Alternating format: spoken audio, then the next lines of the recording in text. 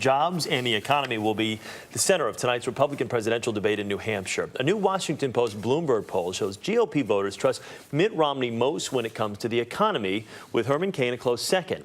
CBS News political correspondent Jan Crawford is in Washington with a preview of tonight's debate. Jan, good morning. Well, good morning, Chris. Yes, this is the 7th GOP debate, but it's the first one that's going to be devoted entirely to the economy. And as we've talked about here, that is the #1 issue for voters.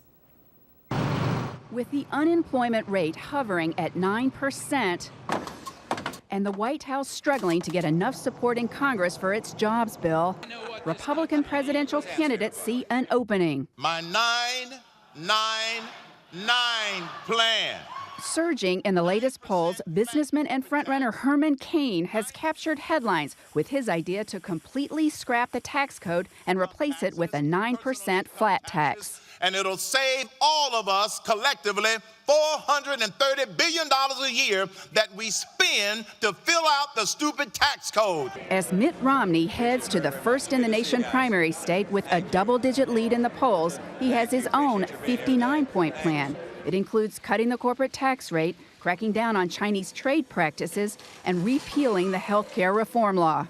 He's using that to attack rival candidate Texas Governor Rick Perry for having no plan at all. I think maybe time to hear from him on an important issue like that. But don't expect one tonight. Perry will lay out his plan with his first policy speech this Friday.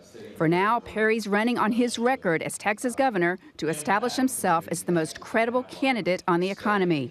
In my home state, we have created about 40% of all American jobs since June of 2009. But in spite of the competing plans, some analysts argue Republican voters still have other priorities on their minds.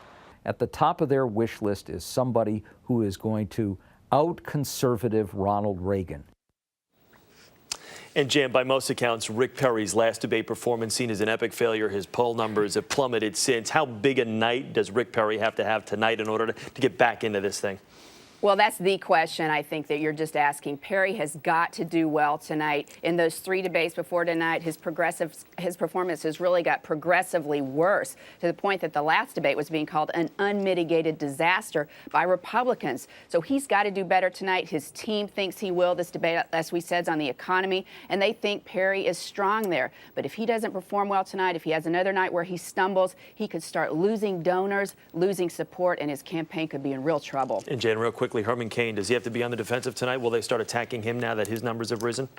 I wouldn't expect attacks from Romney or Perry directed at Cain tonight. You may see some of the others, like Rick Santorum, who's trying to get some of Cain's votes, going after him on the 999 plan. But I think tonight, Cain will kind of be able to stand there and put his plan out without getting attacked by the front runners, or the other front runners, I should say.